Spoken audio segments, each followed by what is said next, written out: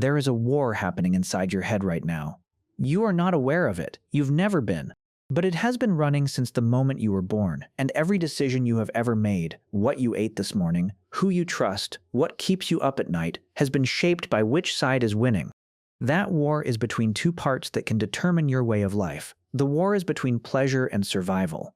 But the more you dig into the science, the more the answer reveals something quite paradoxical about what you actually are. Your brain is not one structure. It is three, stacked on top of each other like layers of geological history, each one built over the last, and each one with a completely different agenda. At the very base sits the brainstem. This is your oldest brain. It evolved roughly 500 million years ago, and it has exactly one job: keep you alive. It does not think. It does not feel. It does not care whether you are happy. Happiness is not a concept the brainstem understands. It only understands one word: survive. Wrapped around the brainstem is the limbic system. This is the emotional brain. It processes fear, attachment, memory, and desire. It is also where dopamine operates, and dopamine is where everything gets complicated. Most people have been told that dopamine is the pleasure chemical. That is not quite accurate, and the difference matters more than you might think. In the 1990s, neuroscientist Wolfram Schultz ran a series of experiments on primates that changed how science understood the brain. He discovered that dopamine does not fire when a reward arrives. It fires in anticipation of the reward. The moment an animal learned that a signal predicted food, dopamine surged at the signal, not the food. When the reward arrived as expected, dopamine flatlined. When it did not arrive at all, dopamine dropped sharply below baseline. Dopamine is not the pleasure chemical. It is more like the wanting chemical. And wanting, by design, never fully stops. This is not an accident. It is engineering. A brain that becomes fully satisfied stops seeking. A brain that stops seeking dies. So your brain was built with a system that keeps you perpetually reaching, always one step ahead of contentment, always chasing the next signal. This is why finishing a great meal, finishing a great series, achieving a goal you have worked toward for years, none of it feels quite as good as you expected. The anticipation was the reward. The arrival is always slightly hollow. Above the limbic system sits the prefrontal cortex, the newest part of the human brain, responsible for reasoning, long-term planning, and moral judgment. It is the part of you reading these words right now.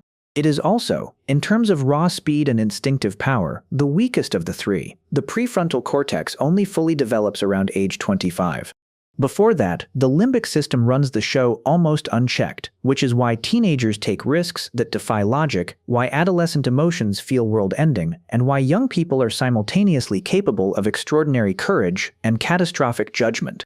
The brain's rational layer is the last to arrive, and the first to go offline under pressure. When the brainstem detects a genuine threat, it does not ask the prefrontal cortex for permission. It takes over. Heart rate spikes, blood floods the muscles.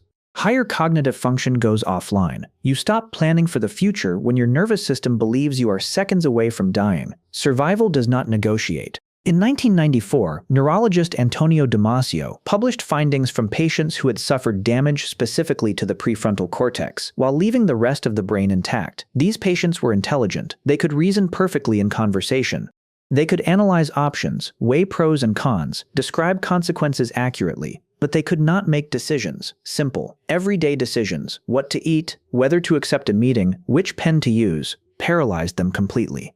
Without the emotional signals from the limbic system feeding into their reasoning, they had no basis for choosing one option over another. Damasio called this the somatic marker hypothesis. Emotions are not the enemy of rational thought. They are its fuel.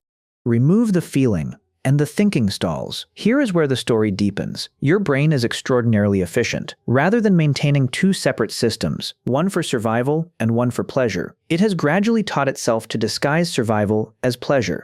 Every reward your brain offers you traces back, at its root, to something that once kept your ancestors alive. Social acceptance feels good because exclusion from the group once meant death. Status feels satisfying because high-status individuals had better access to food and mates.